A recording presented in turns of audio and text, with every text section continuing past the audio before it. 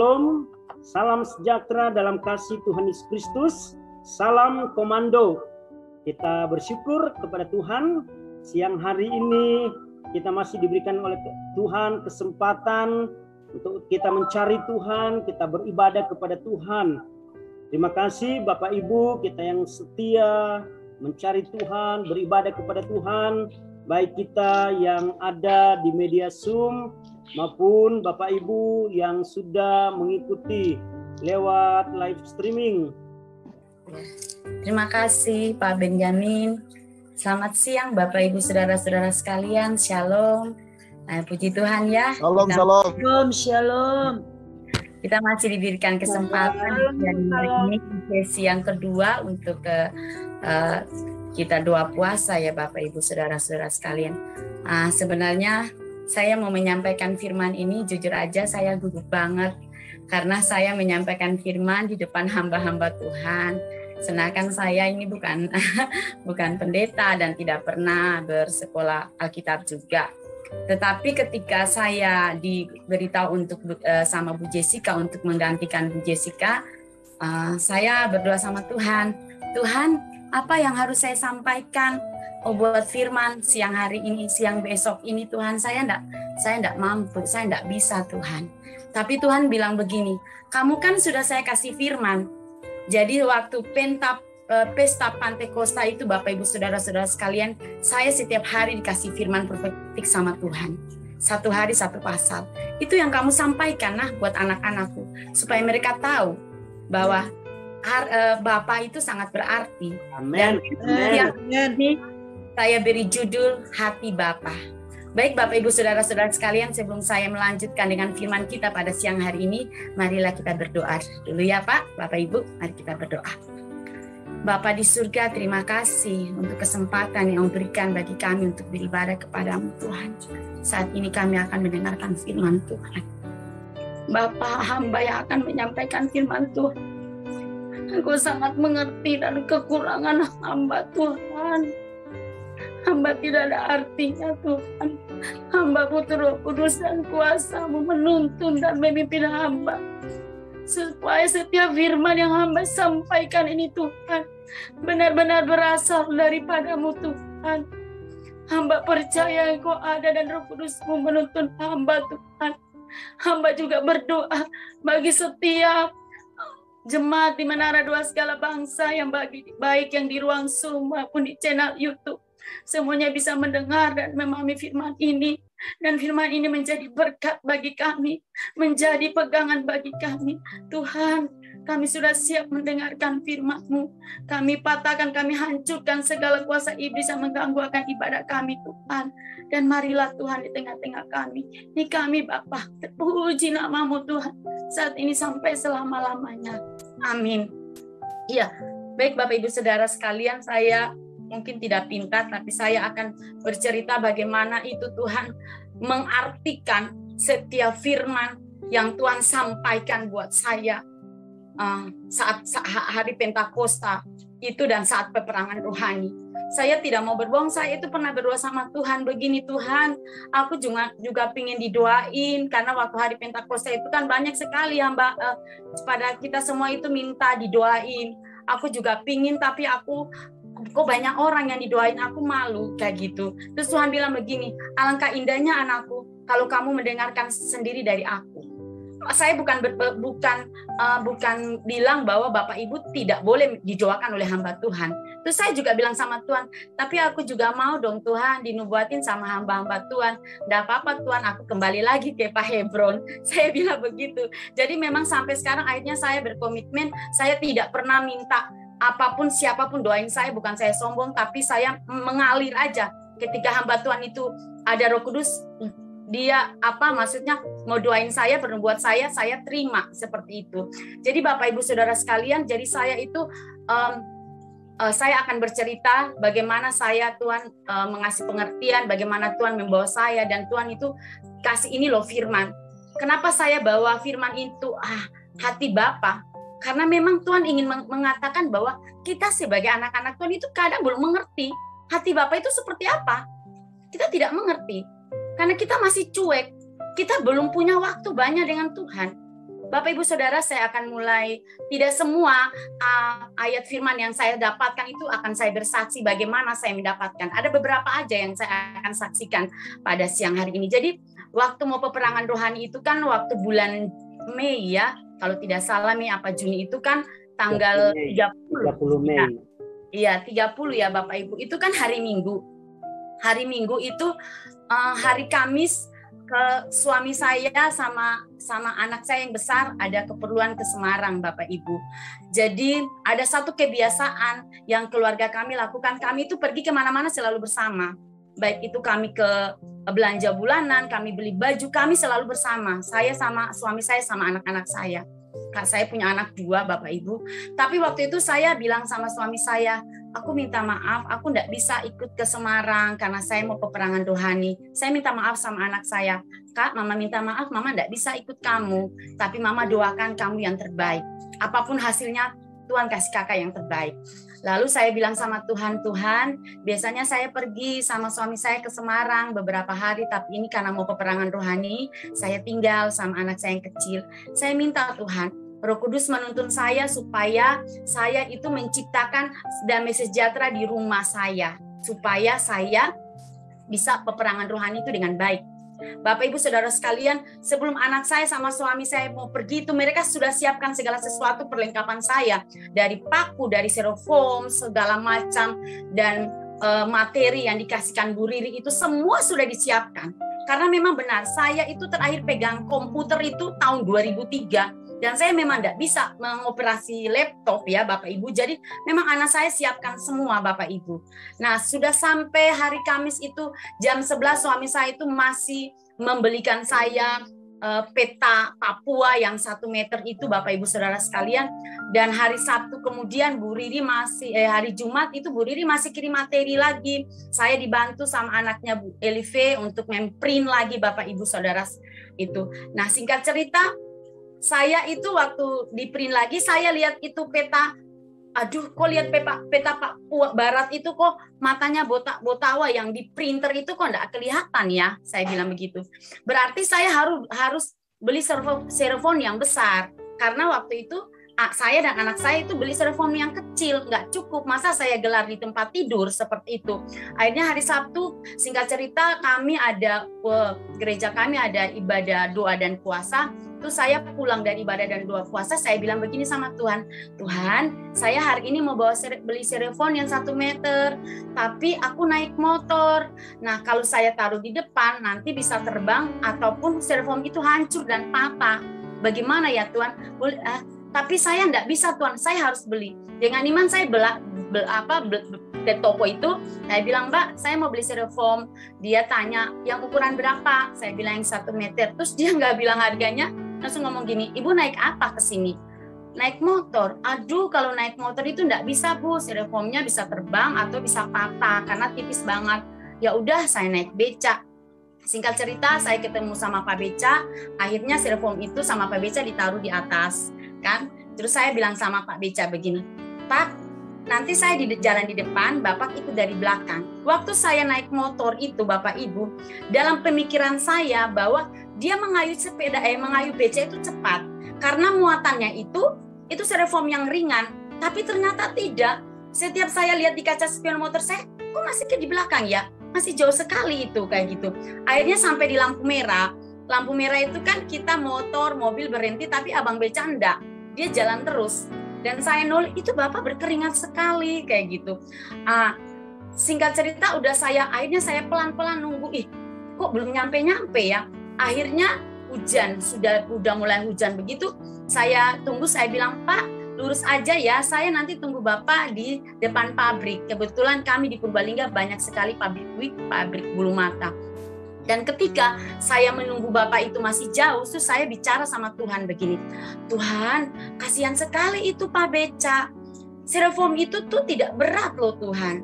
Tapi saya tadi di lampu merah, lihatnya kok dia sampai berkeringat ya. Aduh kasihan sekali. Ya Tuhan, Pak Beca itu ya, mau hujan, mau panas, dia itu berkorban, dia cari uang.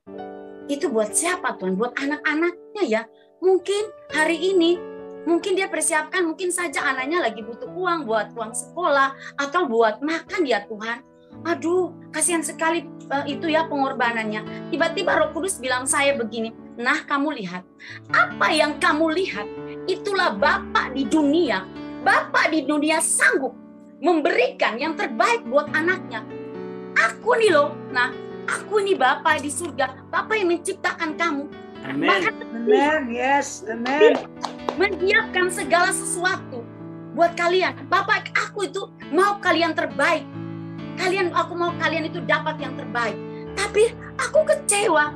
Kalian itu tidak pernah datang kepadaku.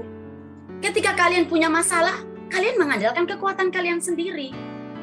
Ketika kalian sakit, bukannya kalian datang kepadaku, kalian minta pertolongan kepadaku, kalian ke dukun, kalian mendoakan aku. Dan dengan seperti itu, membuat aku dan kalian ada pemisah.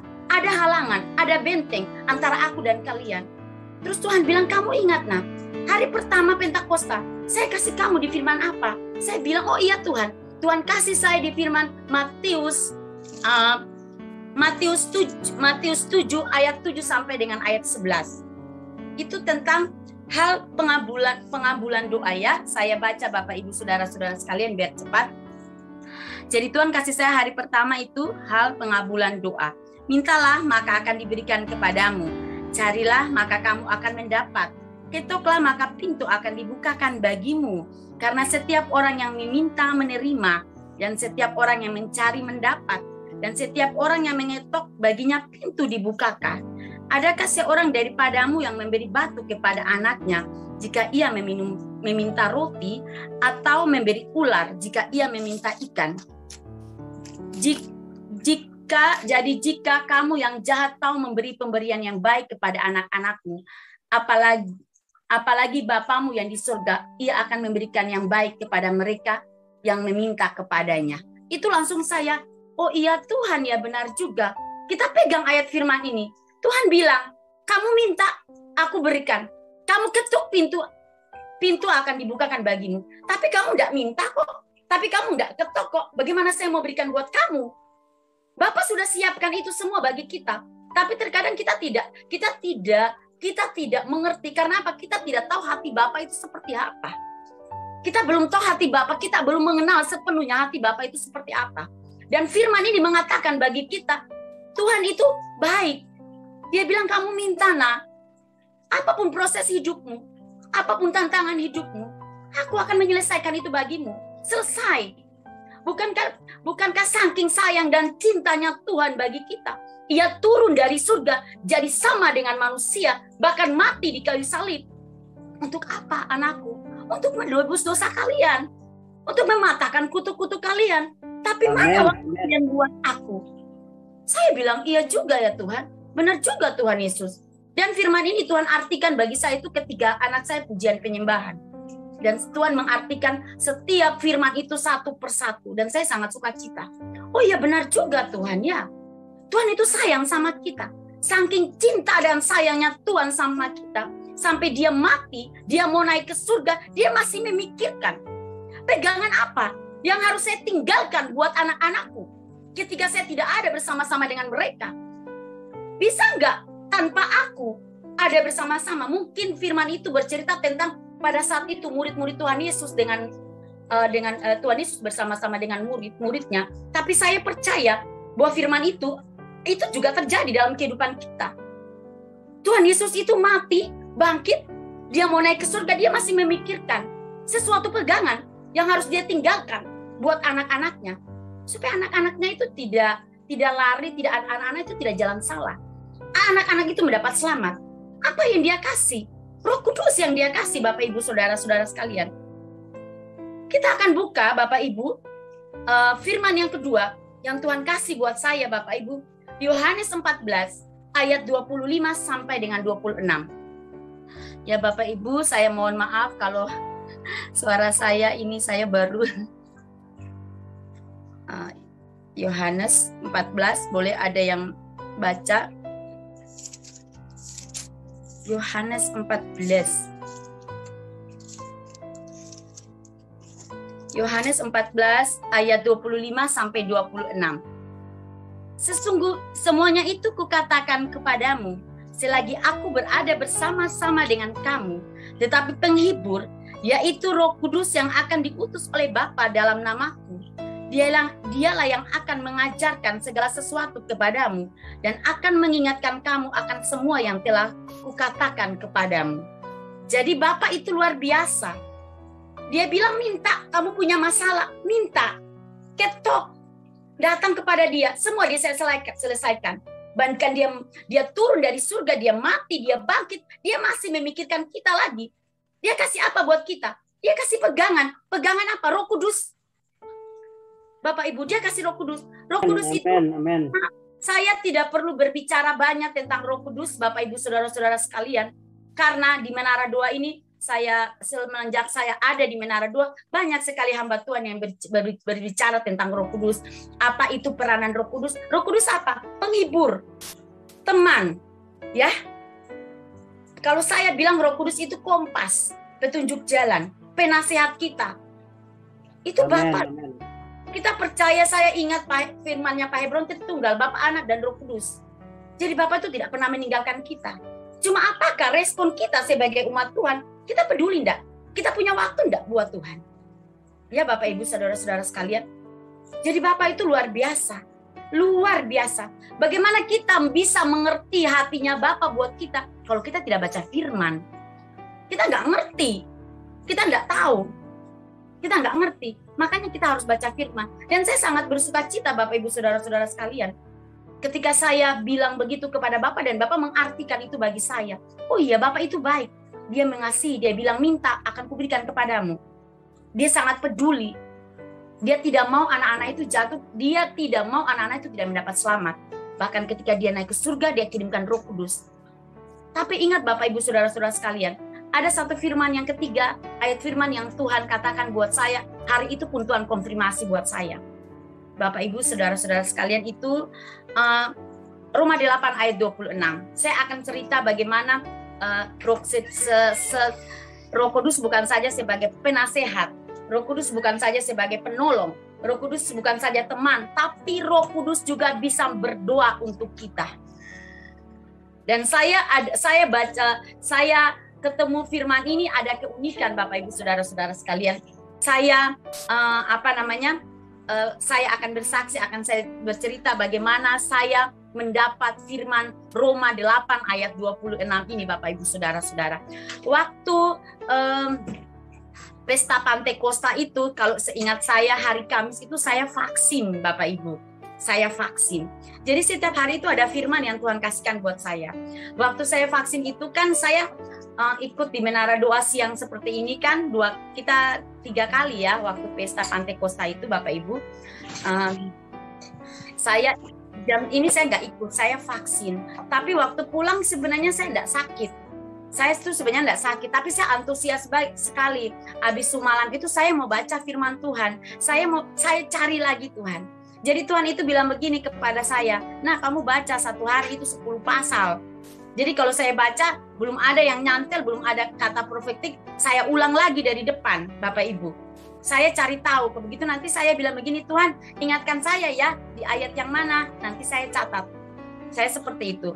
Jadi waktu hari Kamis itu saya vaksin, Bapak Ibu. Vaksin, saya tidak sakit. Malamnya saya baca firman itu sekitar jam 10 itu, saya baca firman, jam baru cuma 4 pasal itu Tuhan Roh Kudus berbicara, nah sudah berhenti, kamu istirahat. Saya bilang, enggaklah Tuhan, aku belum dapat ini ayatnya apa, profetikan besok hari Jumat. Terus Roh Kudus bilang, sudah kamu tidur aja. Nah saya tidur Bapak Ibu, saya berdoa dan saya tidur. Tapi kan aku baru dapat 4 pasal, yang mana ini yang harus saya buat ayat profetik buat saya buat hari Jumat ya. Tiba-tiba begini Bapak Ibu, Tuhan itu baik. Tuhan suruh saya tidur, ternyata jam 1 saya itu demam. Demam saya, suami saya tidak tahu. Kok saya jadi demam ya, efek dari vaksin itu. Tiba-tiba jam 5 itu saya bangun. Saya bilang begini sama Tuhan, Tuhan hari ini aku ikut Zoom-nya, aku tidak mau duduk di depan, kok badannya greges semua, mau sakit saya Tuhan. Efek dari vaksin ini, saya salah sih, tadi nggak minum susu beruang. Saya berbicara begitu sama Tuhan. Tapi Tuhan, saya belum dapat nih ayat profetik hari ini kayak gitu. Apa ya? kan saya baru dapatnya baru bacanya 4 pasal, harusnya kan 10 pasal Tuhan, aku bilang begitu. Lalu terus saya bilang sama Tuhan, Tuhan aku maulah Roma 8 ayat 25 aja, saya bilang begitu. Terus Roh Kudus bilang, bukan Roma 8 ayat 25, Roma 8 ayat 26. Tuhan, saya mau Roma 8 ayat 25 aja. Terus Roh Kudus bilang kayak ke saya begini, kamu tahu bunyinya Roma 8 ayat 25? Terus saya bilang, oh iya ya, aku lupa Tuhan, bunyinya apa ya? Kalau kamu mau tahu apa bunyi Roma 8 ayat 26, bahwa roh yang aku berikan, pegangan yang aku mau naik ke surga dan aku kasih tinggal buat kalian itu, buat anak-anakku di dunia itu, dia bisa mendoakan kalian semua. Dia bisa mendoakan kamu, nak. Apa iya Tuhan? Saya bangun Bapak Ibu, langsung saya baca, iya benar Tuhan, tapi masih bingung saya.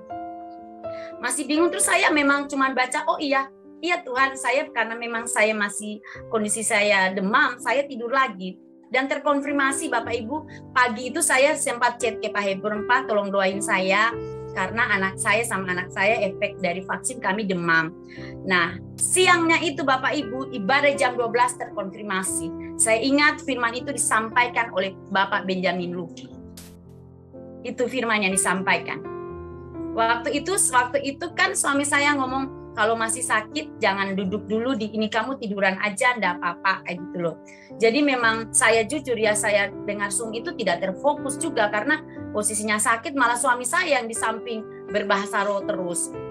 Nah, setengah jalan firman itu, suami saya ditelepon, dia pergi, akhirnya saya kaget, terus saya bisa mendengar lagi.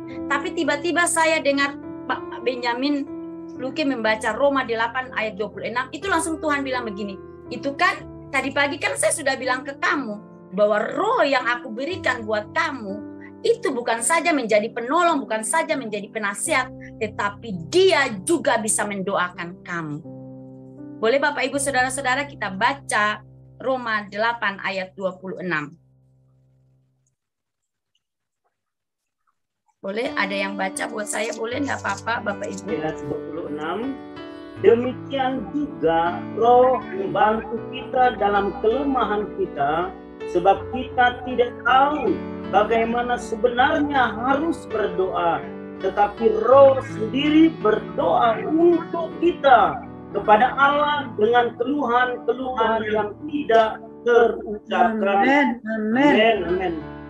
Ya, itu yang saya dapatkan. Begitu besar cinta kasih Tuhan. Dia mati, dia bangkit, bahkan dia berikan Roh Kudus, dan Roh Kudus itu luar biasa. Dan saya baru tahu Bapak Ibu Saudara-saudara sekalian, saya tidak mau bohong, saya baru tahu ternyata Roh Kudus itu bisa berdoa buat kita. Dan firman itu Tuhan kasih terkonfirmasi dengan khotbahnya Pak Benjamin Luki. Saya sangat suka cita Bapak Ibu. Dan saya tahu hatinya Tuhan tidak pernah menginginkan anak-anaknya itu tidak selamat. Tuhan tidak pernah menginginkan anak-anaknya itu celaka. Tuhan itu tidak pernah merancangkan hal-hal yang kecelakaan buat anak-anaknya. Terkadang kita Bapak Ibu Saudara, kalau kita diproses sama Tuhan, kita bilang, kok Tuhan saya lagi sih? Kenapa nggak orang lain aja? Kita lupa dengan proses yang Tuhan berikan bagi kita, bukan karena Tuhan tidak sayang dan cinta kita, tapi justru Tuhan cinta dan Tuhan sayang, maka Tuhan memproses kita.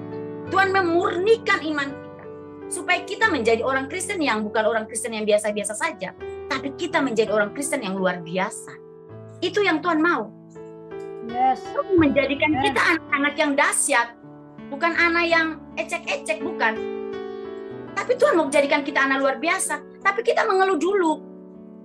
Kita protes Tuhan dulu, kita marah sama Tuhan dulu. Makanya kita nggak connect sama Tuhan. Kita marah dulu sama Tuhan. Oh saya Tuhan, kenapa Tuhan kasihkan sakit ini buat saya? Kita selalu seperti itu. Karena apa? Kita belum mengerti hati Bapa itu seperti apa. Kita tidak tahu hati Bapa itu seperti apa. Mungkin ayat-ayat firman ini sering kita baca dan itu sering terdengar, tapi belum kita memahami bahwa itu hatinya Bapa loh. Itu hatinya Bapa. Saya menggambarkan bahwa tukang beca aja bagaimana dia mengasihi anaknya loh, apalagi Bapak kita. Amin, amin. tidak pernah merancangkan hal-hal yang buruk. Tuhan tidak pernah merancangkan hal-hal kecelakaan bagi kita. Ada firman ya Bapak Ibu. Firman yang berikutnya, Tuhan kasih kepada saya, Yeremia 3 ayat 7 sampai 18.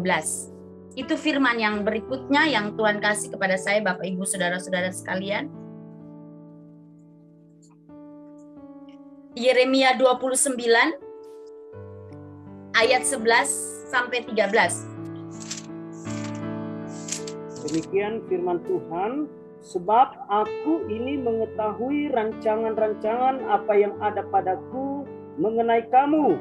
Demikianlah firman Tuhan, yaitu rancangan damai sejahtera dan bukan rancangan kecelakaan, untuk memberikan kepadamu hari depan yang penuh harapan.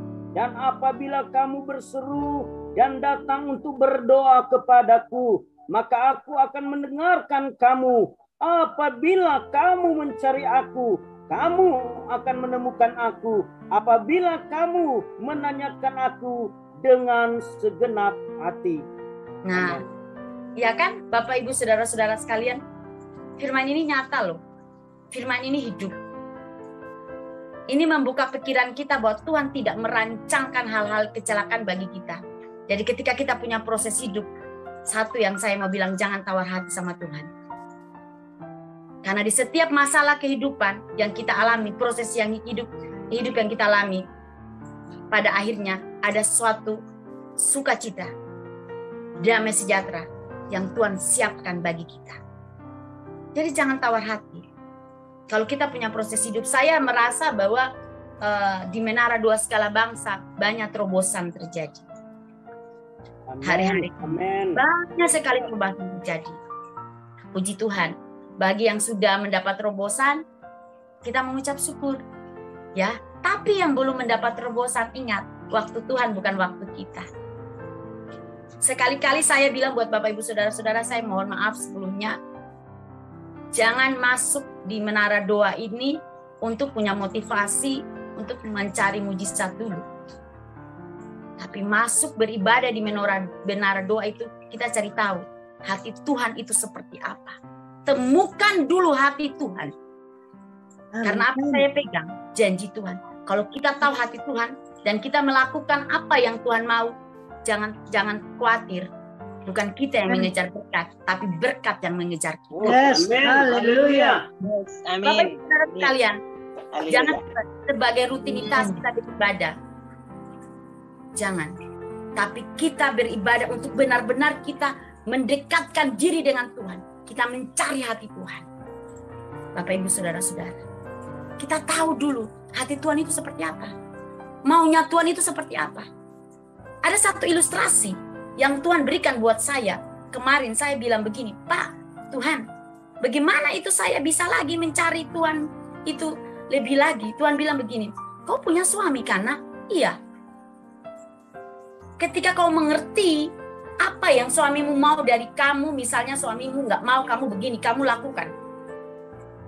Lakukan. Suaminya, aku nggak suka kamu seperti ini, lakukan. Tidak membantah. Menuruti dan menjaga rumah tanggamu. Tidak ada pertengkaran. Ketika kita saling pengertian dan kita tahu, oh suami saya maunya seperti ini. Misalkan saja suami saya itu misalkan bilang, kamu nanti pakai baju jangan terlalu kebuka. Ya, saya jujur, kami orang Ambon, orang Manado itu kalau ke gereja memang bajunya ya kita mempersiapkan apa baju yang ini, terus kita orang Ambon memang pakaiannya ya tahu sendiri, orang Ambon, orang Manado. Saya nikah sama orang Jawa ya harus ikut aturannya dia juga. Kita harus mengerti, kita harus memahami maunya suami itu kemana. Tuhan buka pemikiran ke itu. Iya betul juga. Ketika saya menuruti apa yang suami saya mau dan suami saya menuruti apa yang saya mau, tapi dalam jalur yang benar, kita aman. Ada damai sejahtera, ada sukacita dalam rumah tangga kita. Tetapi kalau kita tidak mengikuti apa yang suaminya kita mau, otomatis berantem terus. Kalau suami saya bilang, Mak, suaranya diperkecil dikit dong. Saya malu sama tetangga kita, enggak peduli. Hancur sudah kita berantem terus. Ya kan? Karena kita tahu suaminya itu hatinya seperti hati apa. Dia Dia mau seperti ini dan kita mengikuti. Sama seperti Bapa di surga.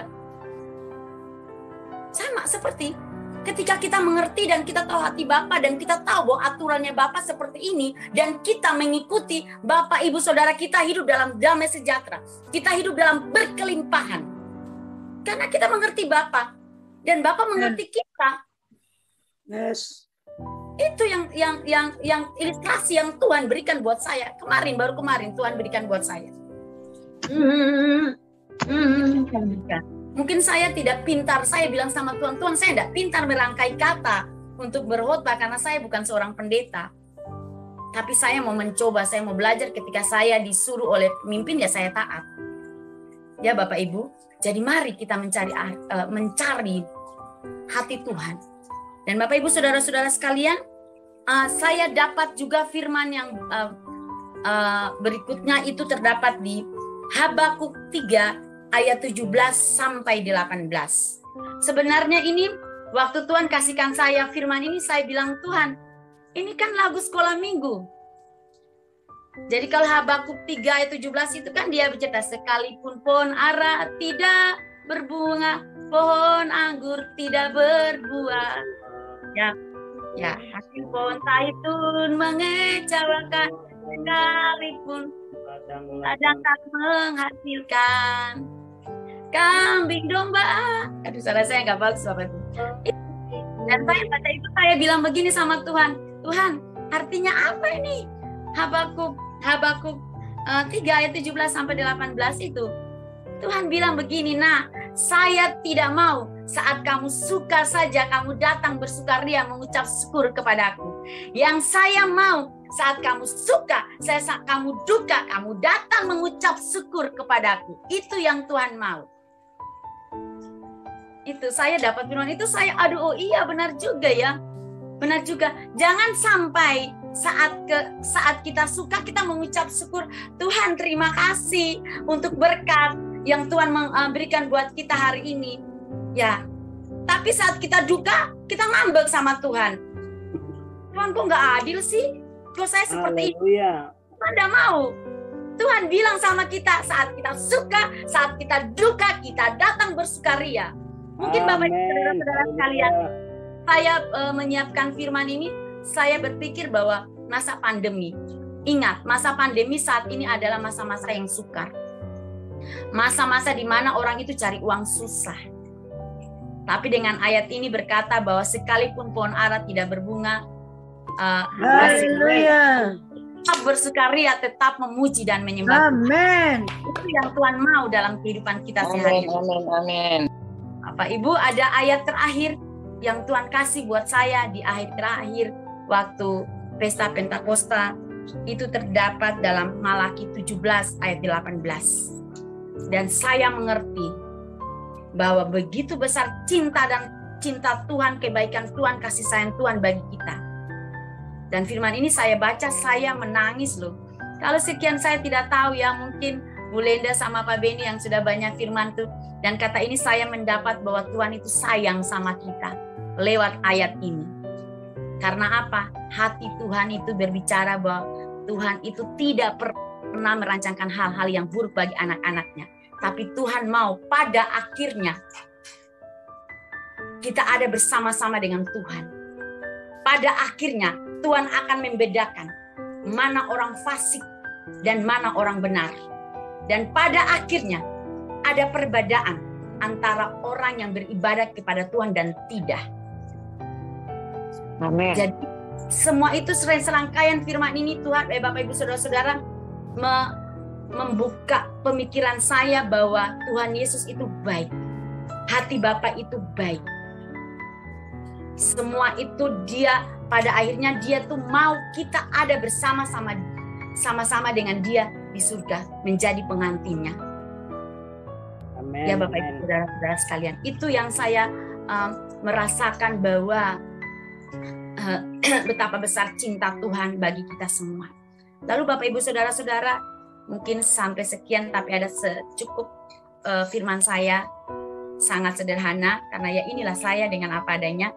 Waktu saya berbicara sama Tuhan di dapur, waktu saya masak tadi, saya bilang begini sama Tuhan, Tuhan, aku mau lagi dong lebih dekat lagi sama Tuhan. Aku mau lagi mau tahu hatinya Tuhan itu seperti apa loh buat kita, buat aku. Tuhan bilang begini, firman yang saya berikan bagimu adalah sebagian kecil mewakili perasaan hatiku bagi kamu. Tapi ketika kamu taat membaca firman dan kamu akan mengerti bahwa kasihku, hatiku, cintaku bagi umat manusia buat kamu anakku lebih besar. Amen. Makanya kalau kamu tahu hati saya seperti apa buat anak-anak, hati bapak kamu buat kamu itu seperti apa? Satu cara yang Tuhan bilang, baca Alkitab. Amin. Haleluya. Tuhan akan memberikan pengertian bagi kita. Ini loh hati Tuhan.